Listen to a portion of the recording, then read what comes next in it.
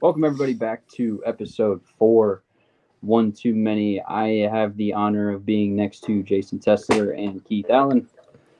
Again, of course, myself, my name is Cameron Kirsch. Tonight we're going to hit you with a couple different topics. We're going to look at NBA playoffs. They are starting tonight. I think they're underway already. It is 8:20 Eastern Standard Time, so I think the first game started at 7:30, so they're still underway. But with that being said, we're going to talk a little bit about the NBA playoffs, predictions, picks, analysis, what we think is best, who's going to make it all the way, all that good stuff. In addition to that, we are going to have one little final segment that is going to kind of touch base on what we think for some of those teams that don't make the playoffs, which one's got the brightest future. So, with that, whether that's players, management, what we think is going to have the brightest light at the end of the tunnel, so to speak.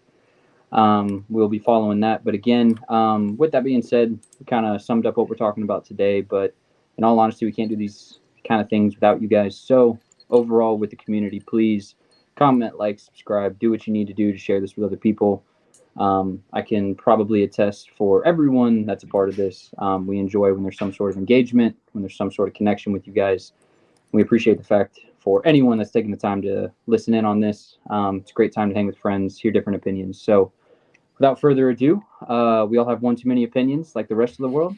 And what we'd love to do is give you ours. So, like I said, without further ado, we'll jump right into it. We'll start off and kind of kick it off with the NBA playoffs. I know we got the playing games tonight, followed by some more that will complete throughout the end of the week on Friday.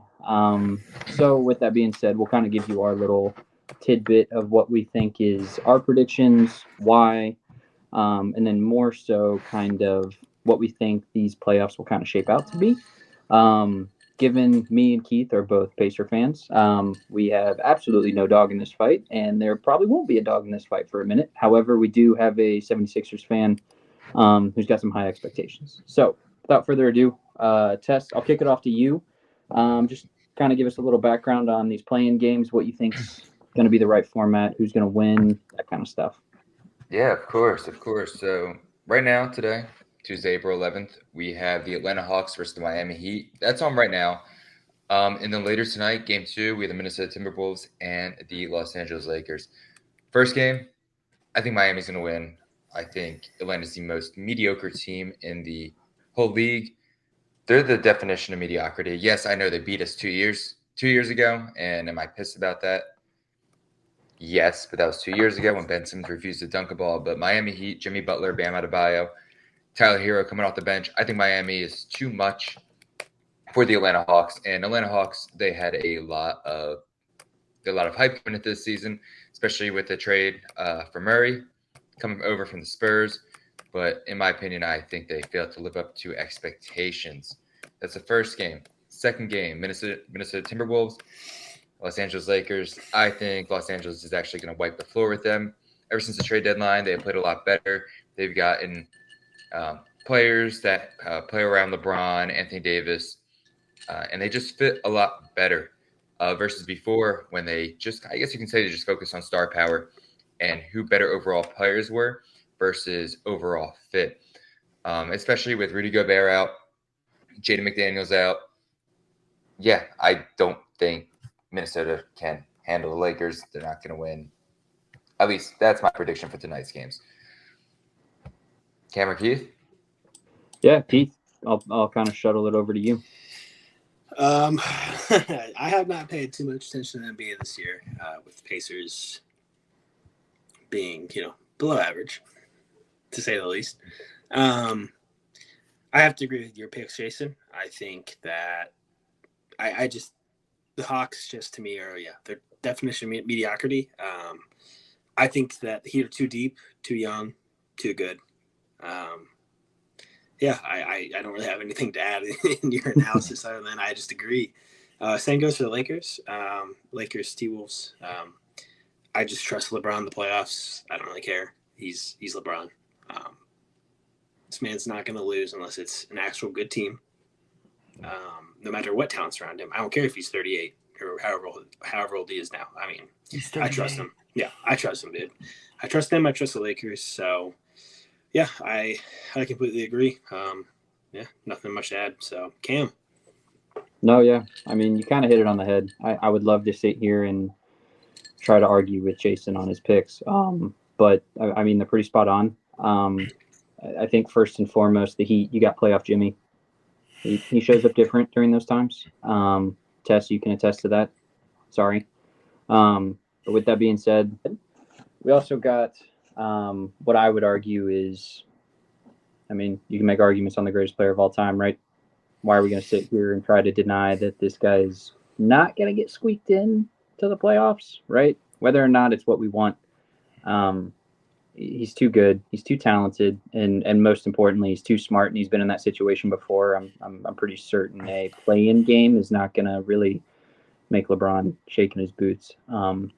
With that being said, Tess hit it on the head too. I mean, their team has clearly been more cohesive in regards to how they played together, how they've kind of won some games and gone on a little bit of a what I would call better basketball stretch compared to what we saw at the beginning.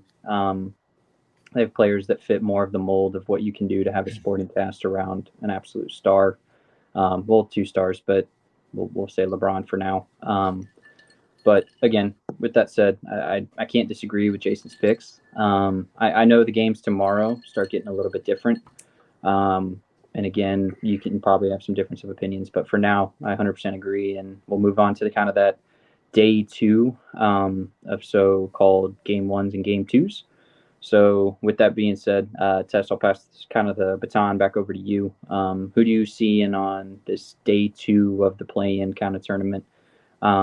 Making a little bit of a headwind, making some sort of noise, maybe that they could push into the playoffs and be competitive. Maybe not win, but at least give us some entertaining basketball.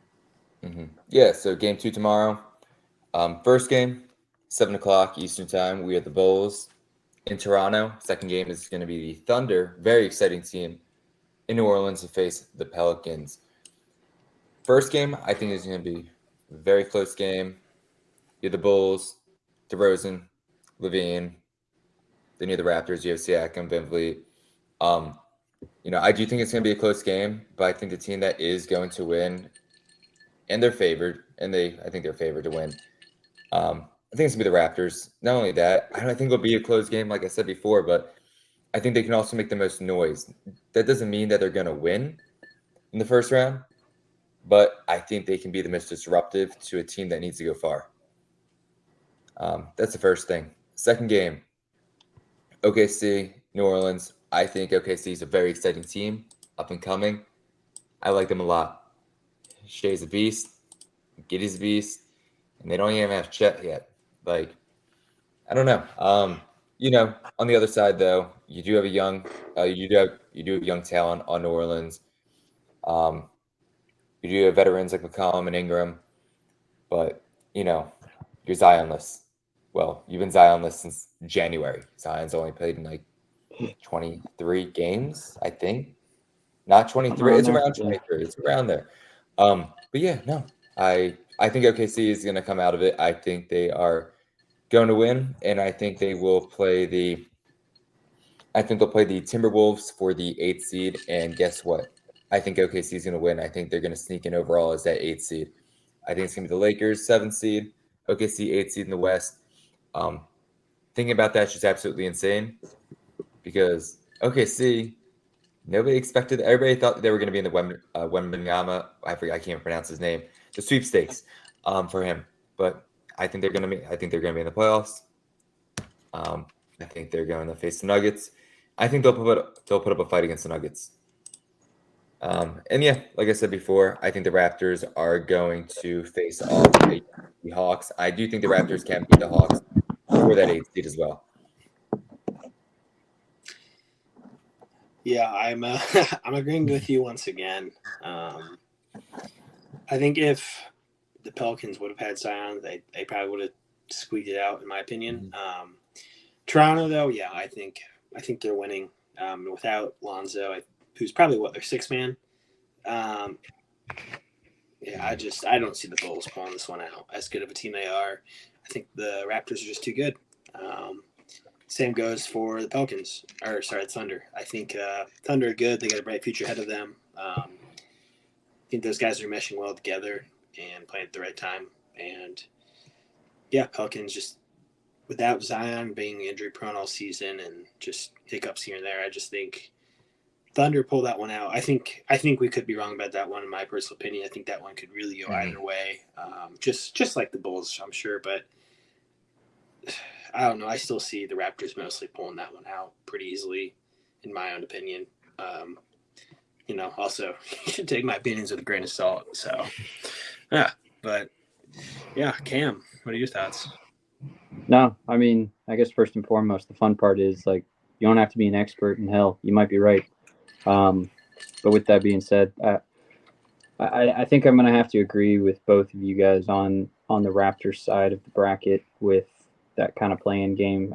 There's too much experience, right? They've been in that situation before.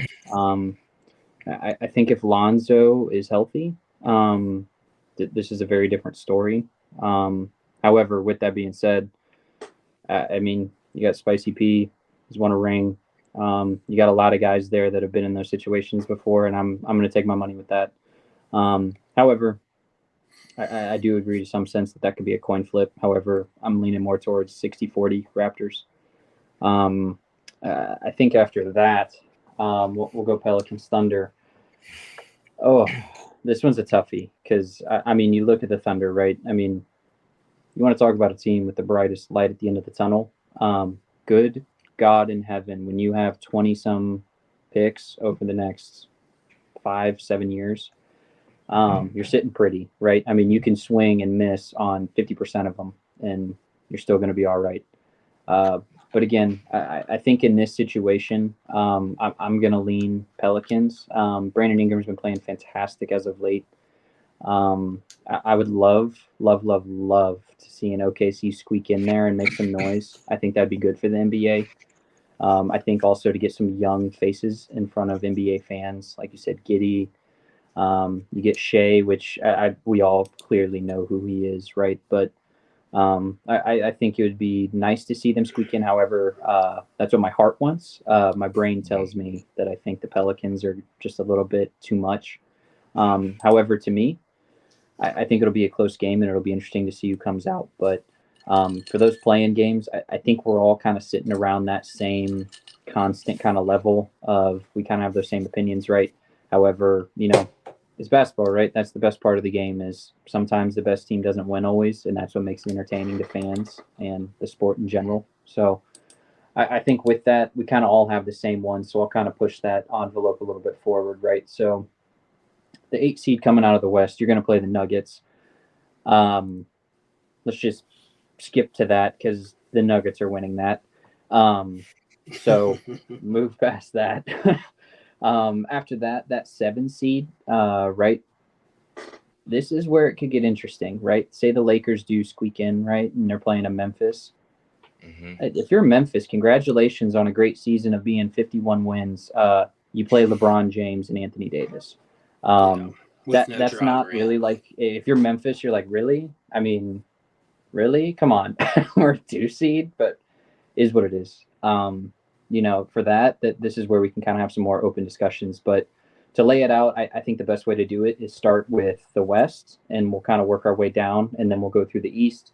I think from the most part, most of us have relatively the same picks, and if you don't, you can kind of explain why. However, I think anyone getting into that 8 seed playing the Nuggets or the 8 seed playing the Bucks, congratulations. Here's a participation trophy for making the playoffs. You are now exiting first round.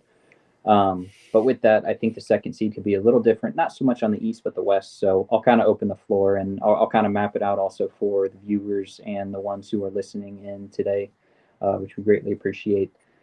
So you got the Nuggets taking on the 8 seed as the 1 seed overall in the West. Following that, you'll have a 4 and 5, which is the Suns and the Clippers.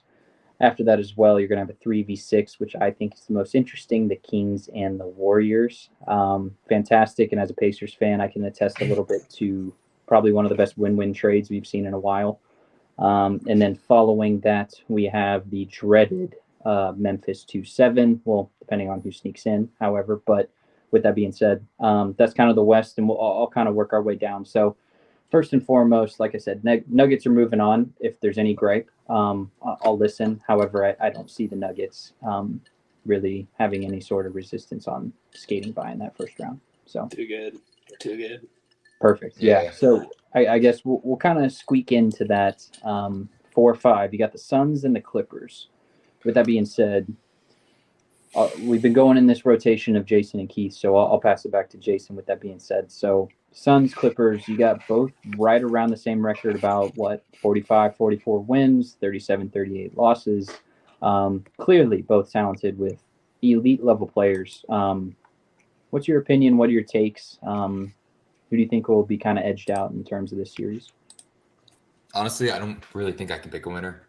I will pick a winner, though, of course. I do think it's going to go all 7. I agree. Yeah, but here's the thing. Okay, I'm going to start with the Clippers side. They started off 0-5 with Russell Westbrook, and then things started to pick up. They got their chemistry. They're going. Russ is cooking. Actually, he's being efficient. He's getting his 6-7 assists a game. He's shooting. He's making 1 to 2 threes a game, only on 2 to 4 attempts. So he's shooting around probably around 30, high 30s right now from 3. Around there, yeah. He's finishing. He's doing really well. Kawhi has been playing all of his games. I know Paul George is a little bit dinged up. So there's that. On the other side of the ball, you have the Suns. Suns have not lost the game that Kevin Durant has played in. You have Durant, you have Ayton, you have Chris Paul, you have Booker. I do think it's going to get 7 games. But I think the Suns will come out on top just because when it comes to head-to-head matchups, Kawhi's a machine. I don't know, because Kawhi's a machine. He is. He's certified robot. He reminds me a lot of Jimmy Butler in the sense of, Kawhi's a better player by the land side, but in the playoffs, locked in. Nothing else matters. Yeah, versus regular season. I think it's going to be really close. 7 games, Suns, in a close last game. That's a good take. Keith, you got any difference of opinions, relative, similar? What are we thinking? Yeah, dude, it's tough, man. It's tough. Suns are certainly star-studded, huh? I guess same goes for the Clippers, right? It's very two-pack teams. I think I tend to lean in favor of the Suns as well. Who knows, man? Who knows? I think it all depends on how that team meshes together in playoffs. I can see them easily destroying anybody in their path. I can see them also losing when they shouldn't be.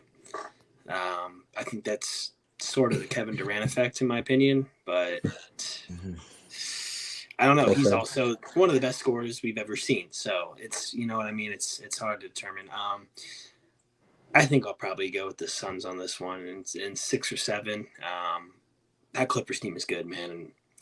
And Russell Westbrook's been looking like Russell Wilson at Seattle. So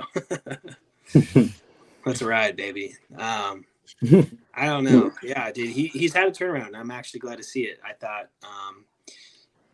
it sucks. It sucks seeing him being labeled Russell Westbrook, or Russell Westbrick, but it certainly was the case at the same time when it was happening. So it was hard to argue, and I'm glad to see him in a better form. It's always just more exciting when people play better basketball. So, yeah, I think I'm still going to go Suns, probably 6 or 7 games. No, I think I agree with you in this. It's really hard, right? You got 2 of the best two-way players, right? Offense and defense with PG and Kawhi. Kawhi, I kind of gave a little innuendo to, is like Jason said. He's a robot. The dude is, automatic. It feels like from anything inside the 3-point range. Even when he's not, I wouldn't leave him open. I think defensively the Suns might struggle. However, with that being said, I look at one of the best pure scorers we've ever seen. Not to mention you got some old veteran experience that have been to the finals before, deep playoff runs. It's really hard to sit here. I think it's a coin flip, kind of like you guys both said, right? I think there's a 50-50 chance that either team just ends the game with the ball in their hands, and they're the team that wins. I'm going to lean a little different, and maybe it's because I value the two-way a little bit, but I think the Clippers have the right matchup with the Suns. I think if the Suns were probably to play anybody else, and I genuinely mean this, they would stomp them. Again, maybe not Golden State, or maybe not someone who's maybe a little bit more seasoned, for lack of a better term. But again, I'm going to lean Clippers here. The Suns, if Kevin Durant is Kevin Durant, then let me be very clear. This series will not matter. I think we'll know who will end up with it. But again, it's really hard. You got some really good players going head to head. Not to mention that you got some good coaches going head to head. So overall, I'm really excited for the matchup. They pretty much played the same all throughout the regular season. They kind of did the same things. They have the star power. They have defense. They have the two-way. They have the shooting. I think overall, this is a coin flip. But again, I'm going to lean a little bit more towards the Clippers, which is a good segue into the 3v6, which all kind of, for lack of a better term, if I could hit double jeopardy right now, boom, I would, because I think that's kind of the matchup that we're all really waiting to see in the Western Conference, right? Are the Kings actually going to be this team that are competitive? Or are we going to watch the Warriors just steamroll some team that's never been there before? And again, I'll open the floor here in a minute, but first and foremost, I mean, seeing the Warriors with a number 6 next to it, a little odd. But again, after that, I think we all know that there's been a little bit of de-incentivized regular season play, right, with this play-in tournament. You know, you got teams with losing records making the playoffs. You know, that's another debate we'll get into another time. But again, besides the point, you know, seeing the Warriors with a 6 symbol, with probably, in my opinion, the greatest shooter of all time, followed by an excellent supporting cast and a Hall of Fame coach. I would be silly to sit here and think that the Warriors are not going to win this. But again, besides the point, I know the Kings had a fantastic season. Someone who's a Pacers fan, we got rid of an all-star, Domantas Sabonis, probably in one of the best win-win trades we've had in a while. So with that being said, 3v6, Kings versus Warriors, I'll open it up a little bit. Jason, I personally have the Warriors sneaking by. There's just too much experience, too much veteran, too much leadership, too much all the above, and it's kind of like the Belichick on football. I'm not going to sit here and bet against someone that I know is pretty good. So with that being said, I'll open the floor. But Tess, what are you thinking for this 3v6 matchup? You know, it is a very interesting matchup, like you said before. Sacramento having a 3 next to their name, Warriors having a 6. It is interesting. You know, De'Aaron Fox broke out this year. Had a great year. Sabonis had a fantastic year in his first full season in Sacramento. They have really good role players around him. Traded for Kevin Huerter. Warriors in 4. I think they're going to steamroll. Yeah. No question. I don't even need to say anything else. It's Steph Curry, it's Klay Thompson. You're getting Andrew Wiggins back now. He's going to be available. I think Andrew Wiggins is that difference maker. Yep. We saw it last finals, man. He played well. Yeah. Warriors in 4. I say Kings get a game 1 or 2. You know what? No, Kings, if they win a singular game, it's going to be game 2. But I really don't think they're going to win a game. Yeah. Keith? Sorry. If I could choose Warriors in 3, I would, but I can't. I get that. Yeah. Warriors in 4. I like the Kings. I think it's exciting they finally made the playoffs after, like a 15, 20-year drought or whatever the hell it was. That being said, I think Steve Kerr's too good. I think the Warriors are too good. It's not even fair. Warriors in 4, man. Warriors in 4. No. Maybe 5 if the Kings get lucky again, like Jason said. I think you guys are both spot on. I think the only thing I could see is some energy in a bottle that Sacramento has been penting up for 20-some years of not making the playoffs, that their fan base just explodes one night and, you kind of catch it. But again, I mean, at most, Warriors in 5.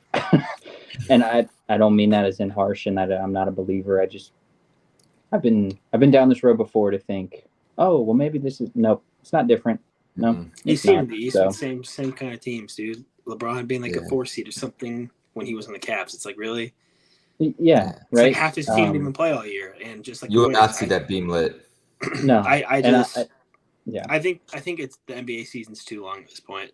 Just kind of getting that same baseball thing. It's just really like losing teams in the playoffs, and you can rest guys and you're still fine because you're in the playoffs, and you might even get a more favorable matchup not playing and getting a lower seed than, grinding out into that, 2 seed as a Grizzly. No, I mean, so yeah, you hit it on the head. I think Warriors too. It's too much. Too much star power, too much shooting, too much coaching, whatever you want to call it. Maybe you catch energy on a Friday night in Sacramento and, the town burns down after beating the Warriors one time out of, your supposed 5 or 7 game series. But besides the point, agree with you guys. So we'll move on to maybe not the most interesting, but maybe the most head scratching. Especially if you're a Memphis fan, I'm probably changing my shorts real quick just because I'm going to have to go against arguably the second greatest player of all time, maybe the first, whatever your opinion is. But again, you got the Grizzlies sitting at a firm 51-31. Great 2 seed, fantastic year. They had some, hoopla going around their star player, but besides the point, I don't think you can argue that they're not a bad team by any stretch of the imagination. So, however, congratulations. Here is your trophy of playing LeBron James and Anthony Davis in a Lakers team that I would want absolutely nothing to do with come April. Is what it is, but you got a 2 and a 7 seed moving along. I personally for me, depending on who does make it, I don't see LeBron not making this game, just for the record. Mm-hmm. But LeBron squeaking in here. This is a toughie. The Lakers in particular, I don't think they're a fantastic team, but I think they're not bad. Memphis, I think, is the better team, but it's the Brady thing. I'm not betting against them. I'm not betting against LeBron to be competitive. He may not make it all the way there, but a first round exit. I got some questions. I'm going to put up a little bit of a buffer. So, I think with that, this might be an unpopular opinion, but I'm going to lean towards Lakers. Squeak in, playing the Warriors, which I think the Warriors are going to stomp after that. But besides the point, I think the Lakers squeak into that 7th seed and take out the Grizzlies. Grizzlies, like I said, been a lot of hoopla around them all year. But again, can't go against LeBron. But I would love to hear your guys' opinions. So, Jess, I'll start with you, and Keith will move to you after. Yeah, I've been thinking about this for a little bit. Memphis, really good team, really good role players. The thing with the Lakers was, we discussed it before, the roster construction wasn't there.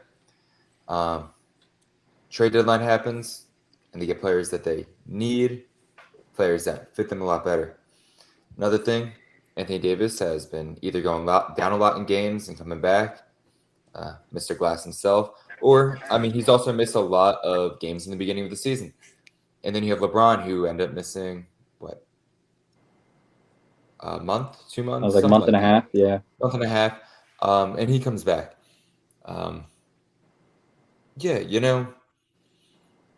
16-7. Yeah, they're 16-7 since the All-Star break. They have a 696 win percentage, which is second best in the league, right behind the Bucks since the All-Star break. I want to be different. I want to say Memphis, but I'm going to go with the Lakers. I'm going to say Lakers in 6. I think LeBron's going to be too much to handle. 0 dark 30, as he always is, baby. But yeah, Keith. Yeah, man, this is one I'm not too keen to answer. Right, I don't think you have a correct answer either way. Assuming the Lakers make it, I see this series going to 6 games, and you can pick either one, in my opinion. I think if the Lakers fall apart, they collapse, and it becomes the LeBron show, or they play how they've been playing very recently, as a unit, as a team, and they beat the Grizzlies in 6 games, 4-2. Hold on, Keith. Hold on. Would the LeBron show really be that bad? Let's roll the clips. James on the drive. Will try again. Rushed it. James on the screen. Posey will defend. Oh! LeBron James James with no regard for human life. Wade from behind takes it away. Chalmers, Cole, dang! Here's LeBron James. He's got Korver on the wing. He'll take it himself. Look out! No, it would not be. I just don't think that. I think the Grizzlies are too good of a team to just lose to LeBron only, is the thing. That's no slight to LeBron. I know what he can do. We've seen what he can do, even with his current age. We've seen it. I just think the Grizzlies, they're a good team, and I know they're missing their star player. As much as I want to be different, I think it's also going to be the Lakers. But I think this is the toughest pick, in my opinion, is that 2-7. I just don't think anybody can really know what's truly going to happen, and we could all be wrong. The Lakers could be swept. I think that could happen also very easily. I don't think LeBron will let that happen. That's why I think I'm going to go Lakers in 6. Yeah. I mean, good pick. Yeah. I mean, 6 games. I think that's fair. To both your guys' points that you guys both started off with, the Grizzlies aren't bad. So, I mean, I don't think this is like a Warriors Kings where you're like sitting there just kind of waiting. They're really good. Yeah. I mean, Memphis is not bad. I struggle personally to go against LeBron, right? Just because I've, 24 and I watched him go to what? 9 straight. He went to 9 or 10 back-to-back. Yeah. I mean, insane. It's and nuts. The Grizzlies don't have John Morant. I mean, that is your guy. Like, yeah. It's your guy. I don't think you go far in the playoffs without him, in my opinion. Even no matter how good of a team they are, No, your superstar's out, which makes it a lot harder. They have him. Oh, I thought he was hurt. I could be wrong, though. Ja's hurt? Was he not? I don't think so. Oh, if he's playing, but I mean, that still doesn't change my answer too much, but I'm still leaning Lakers. But who knows? Even if he's not, I mean, at the end of the day, or if he is or if he isn't, I don't think that changes the outcome probably of this series. I think Lakers in 6, kind of like what you guys gave an innuendo to. So, I think with that, we'll move on to the semifinals of the West, which would leave us with the Nuggets playing for you two. That'd be the Spurs. For me, it'd be the Clippers. And then you would have, I think for all of us, the Lakers would be playing the Warriors as a 6 and 7 seed. That sounds to me like someone's trying to make a joke. But again, with that being said, I think you're right. Yeah, he got hurt on Friday. Yeah, I thought he had that ankle injury, right? Hand injury on Friday. Oh, hand. Maybe that was Kennard. Yep. Maybe does he have the? Oh well, doesn't matter. I don't know what I'm talking about. No, it doesn't matter. Yeah. Keep going. Sorry. No, yeah, I was like, regardless, I think we're all leaning towards the Lakers. I think the NBA and their officials and all the Vegas money are leaning toward. No, I'm kidding. That was a joke for all of you out there. But in all honesty, I think we're going to see. Sure about that? It's not a joke. It's really a joke. Yeah, it's not a joke. But yeah, I think if AD goes down, man, I think the Grizzlies win. I think if AD has one-off night, if AD has a one-off night, I think the Grizzlies win that series. Is the problem. Yeah. I think they're so dependent on that starting lineup that as soon as someone has a bad night, that it's game over for the Lakers. Yeah. So we'll see if they can bring it, right? No, yeah. Basketball's a very finicky thing, right? You don't shoot well, sometimes you don't win, even though you might be the better team. But it's, again, I'm going to give a Booger McFarland analysis here. The ball's got to go in the hole more times than the other team, right? So, with that being said, thanks, Booger. Who knows, right? But again, that leaves us with the Nuggets playing whichever one you chose, Suns, Clippers. I'm going to speed this up a little bit. Let's save that for the next video. Playoffs are just starting. And that video next week can be going to the next round. That's fair. Yeah, we could do that. Okay. So we'll go semifinals and finals next week. That's cool. So yeah. Let's hit the East now. Yeah. So looking at the East, we got You got the Bucks. You got the Celtics as the 2 seed. I think for a majority of us, we had the Heat. That probably would have been playing the Bucks. I think all of us also think that the Raptors have too much experience, so they're going to play the Bucks. I think we can all talk about these next 4 games. Bucks playing whoever, doesn't matter. Congratulations, you moved on. Everyone else, take a participation trophy, go home, have your goldfish and Gatorade that your mom's got in the back of the minivan. Congratulations. So after that, we got a interesting matchup, which I still think doesn't really matter all that too much for a 4-5. We have the Cavaliers and the Knicks. I'm leaning more towards Spider-Man taking the Cavs to go on and play the Bucks.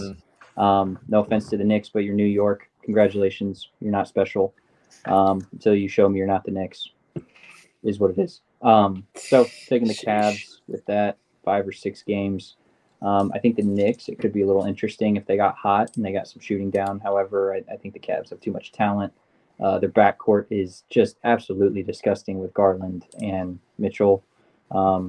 Tess, thank you for the absolutely amazing entertainment when I got to see Garland up close against the Sixers. One of the better guards I've seen in a while. I mean, facilitates, shoots well, calm, patient, doesn't turn the ball over, doesn't make bad mistakes.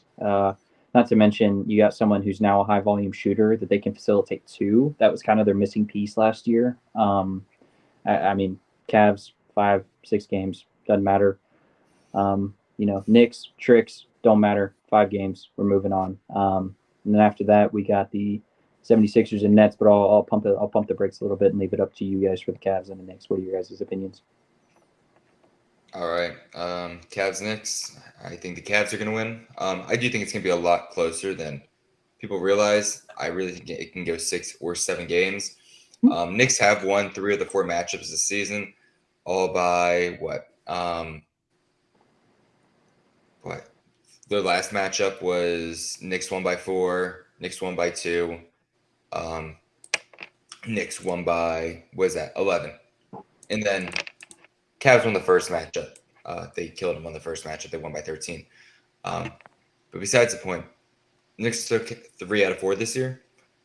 Do I think the Knicks can win in a 7-game series? That's where things come down to. It's not, can you win how many games? 1 game, 2 games, 3 games spread apart. In a 7-game series, no. I think the Cavs are going to take it. I think they're going to take it in 6. I think just the offensive prowess of Garland, the addition of Spida, and then you have the defensive anchor in Mobley down in the paint. I think that's just going to be too much for the Knicks to handle. Brunson has shined this year. Julius Randle has played very well this year, earning an all-star appearance. They have decent role players. It's nothing insane, not nearly as good as the Cavs. I just don't see it out of the Knicks just yet. They're still waiting on that star that they're never, ever going to get. Maybe Brunson can be that star. He's looking like it. He started off 2023 playing very, very well. But I don't think he can do it by himself. I don't think Randall's the sidekick to get him into that second round. I mean, I don't have much more to add than what you guys have already said, dude. I think the Cavs are going to win. I think it's a 6-game series. I don't think it's 7. I think it's closer. I think the games will end close. But I think it'll be kind of like what LeBron did to the Pacers, 5 years ago, where it's, I'm not saying they're going to sweep them, but they're going to win every game by, between 4 to 8 points, but they're going to win those games, and they're going to win 5 or 6. I think they just have too much talent. It was, Jalen Brunson's been having a great year. I just think that the Cavs just have too much weaponry there to really contend with for the Knicks. So I'm going to go with Cavs in 6. Yeah, no, both make great points, but I think we're all on the same page. Whether it's guard play, whether it's anchoring down low, I think the Cavs kind of work their way into play the Bucks, which, again, congratulations for that one. But 76ers and Nets, I'm pretty certain on who's going to win this, but I would love to get some Philly scum opinion on this. So Jason, we're gonna kick started with you. No, I'm kidding. You're not scum. It's just I love you guys. No, it's fine. I've been called Philly scum before, and I love it. I live up to it. I don't live up to it. People who are watching. I mean, honestly, we're really nice people. Seriously, we are nice people. It's just that when you're on Twitter, when you're whatever, the drunkest and the dumbest, they do speak the loudest, obviously. No. But unless you're from Dallas, no, we don't really care about you. That's why Philly's really loud. No. And that's Yeah. totally fine because all Cowboys fans, just for the record, even I'm not a Philly fan, y'all can go fly a kite.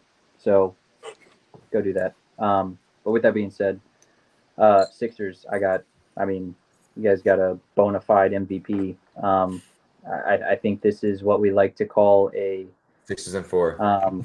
College humor, Batman punching someone in the face repeatedly until there's a submission. And you have pretty much what we all care about, which is the next round, which is the Sixers versus the Celtics. But again, Keith, you got anything different there?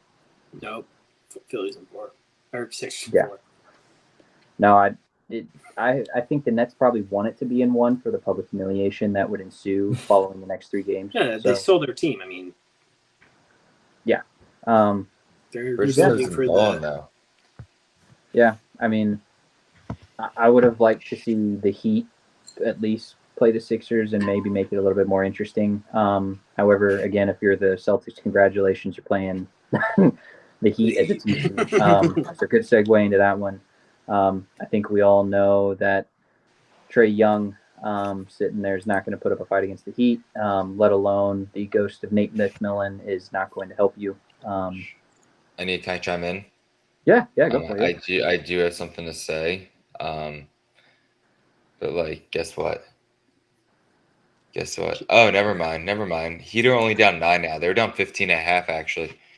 Oh my God. Well, but they're only down 9. This third quarter just started 4 minutes ago. All right, you're good. Heat probably won't come back. No. Trae Young can shoot the lights out, man. So you never know what happens.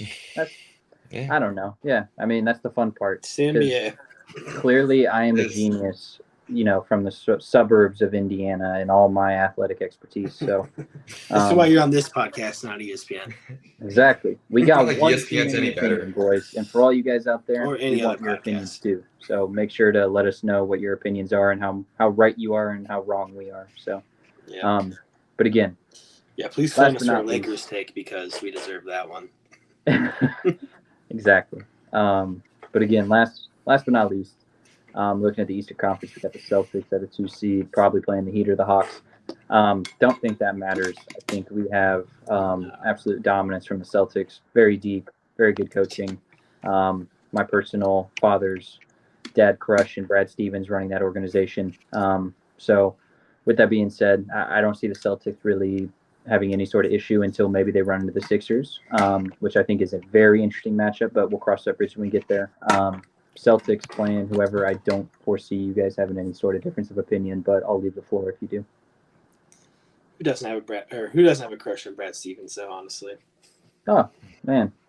Every white boy's dream to go play at DePaul and then coach a small school to back-to-back title runs. You didn't win, you were runner-ups, but still. Then let alone go play for, if not the most historic organization in basketball sports. So, it's crazy. But like I said, I'll leave the floor for you two. Don't see you guys having any sort of gripes with that, though. Not at all.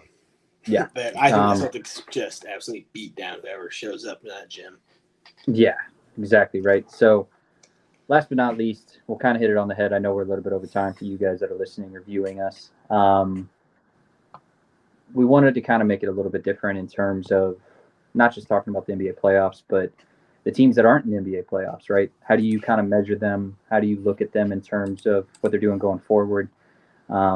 So with that being said, before we jump into the segment, if you guys have a team that you do see as a team that's on the right path, that's making the right moves, whether it's a rebuild, whether they're just on the cusp of missing the playoffs, they got talent, they got role players, they got veterans, they got young guys, whatever the case is, leave a comment down below. I know we'd all be interested in that. We're not NBA experts, and it's fun to engage with you and communicate with you. So I think with that being said, we probably have some homers with Pacer fans. However, I think we all know that while they might be on the right path, there's still a lot of work to do. There's probably some brighter teams in particular. But with that being said, I'll kind of leave the mic to you two.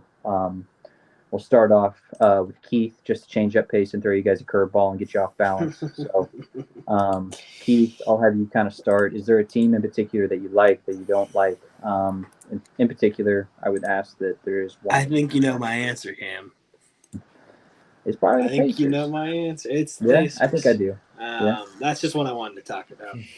Yeah, fair. Man. So what's your opinion? Shoot it, man. Much I love them, I think they're probably still playing maybe really not low, I guess, but like 6 seed, 7 seed next year at best. In my opinion, probably playoff team or play-in team. Man, Halliburton is unreal.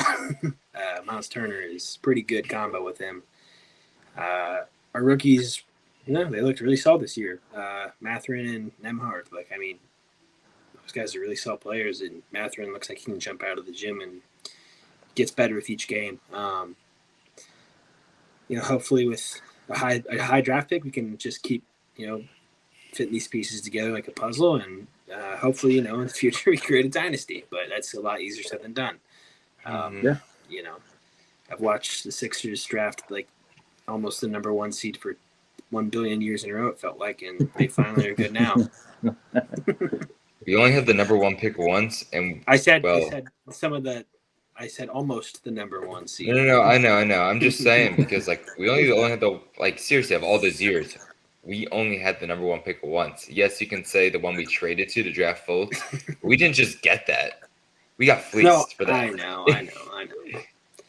But still, anyway, keep going. My point. No, I'm just saying. I know it doesn't change your point. I'm just frustrated. Pacers, I can't really talk about the East or the West a lot.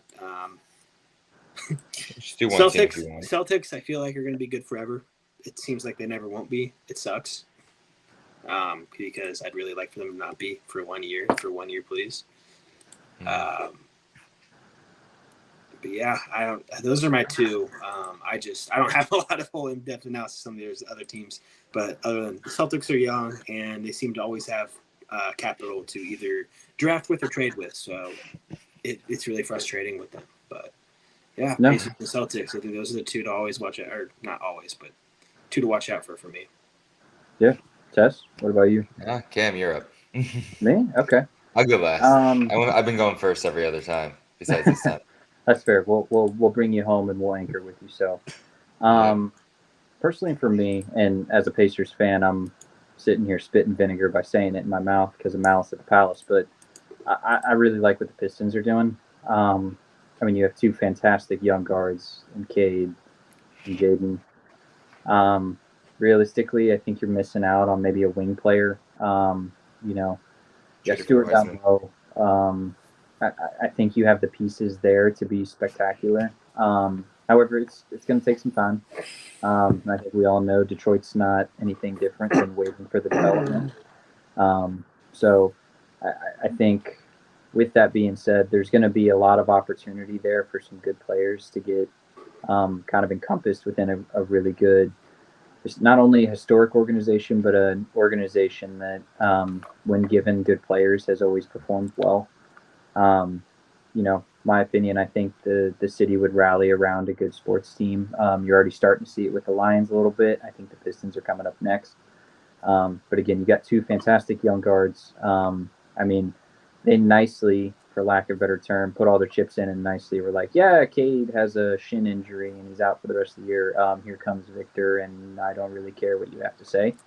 So in my opinion, I think you have two great young guards. One that is, for lack of a better term, a Russell Westbrook that can actually shoot in terms of hyper-athletic ability with Jaden Ivey.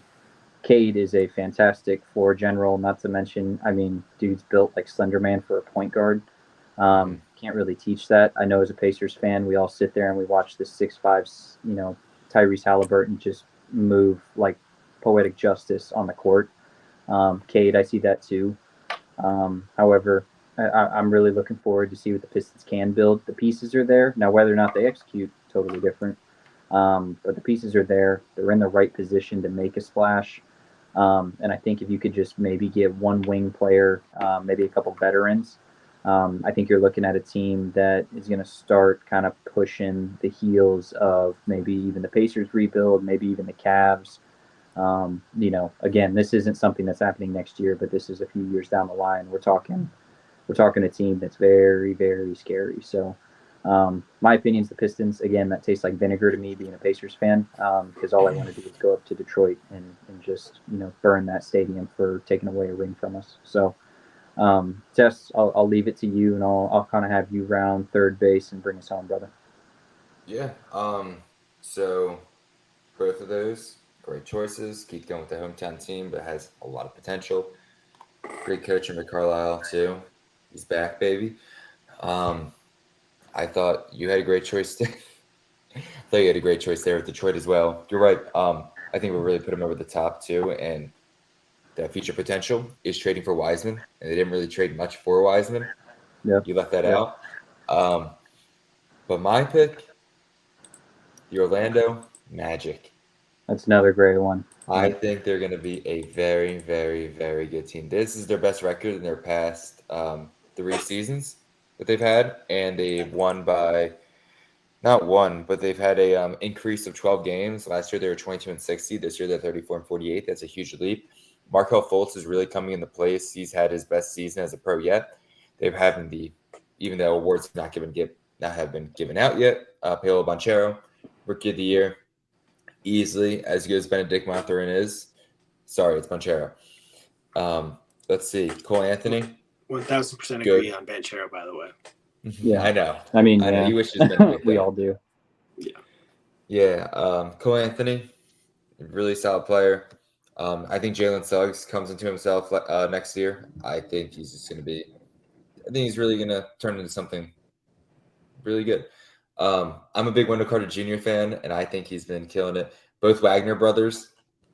Oh, just solid, Mo, just overall really solid Mo players. But Mo is good. Franz is really good too. Like they're both really good players. Yep. If you're listening to this, well, I mean really good. I mean just like for what they are right now and the team around them and how young their overall team is, they're just solid players. I think they have a really solid foundation in place with a first or second year head coach. I forget exactly how many years he's been there. 2 at max. I'm going to say 2 max. Yeah, and then they're locked into a potential top 6 pick. I mean, I guess a potential because, well, right now if there wasn't a lottery, they'd have the 6th overall pick. And then they also have if the Bulls don't make the playoffs, well, if they're in the playing game, but they don't make the actual playoffs, I'm pretty sure they have their pick as well. So it's 2 lottery picks right there to do whatever you need to do. They have 2 guards.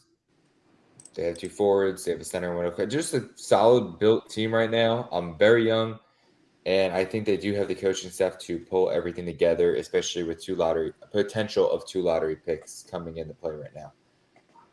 Yeah. No, I 100% agree with you. I was torn between the Pistons and the Magic. I went more backcourt. If I had to guess, I feel like you probably went a little bit more front court. It's not that.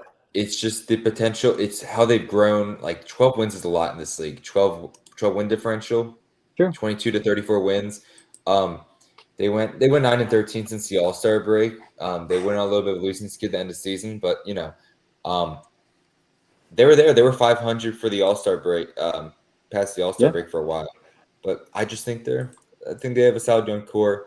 I'm excited to see what they can do in the future. I think the East is very, very tough. It is. Well, especially play-in wise, I guess you can say, because now that play-in tournament exists, this is good for all of us, not just not just the teams we chose. It's good for all of us. The West, I think, is a bit easier.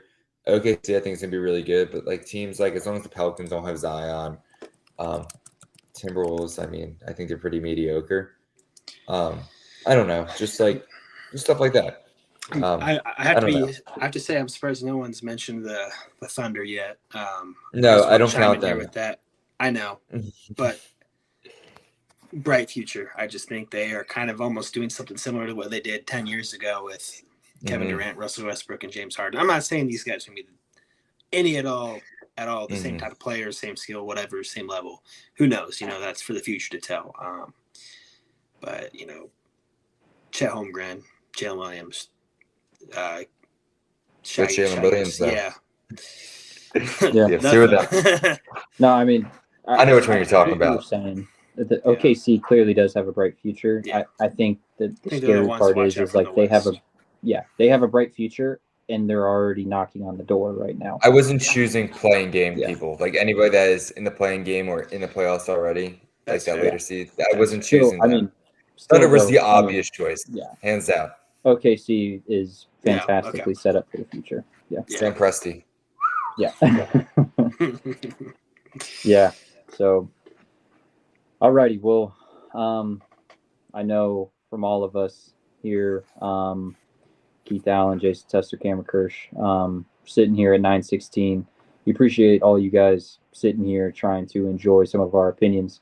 Because God knows we got one too many of them and you need to hear them. So, with that being said, you guys got your own opinions, whether it's teams that you would like to see, what they're building in the future. You got difference of opinions in the playoffs. I know we would all love to hear the feedback in terms of what you guys are thinking.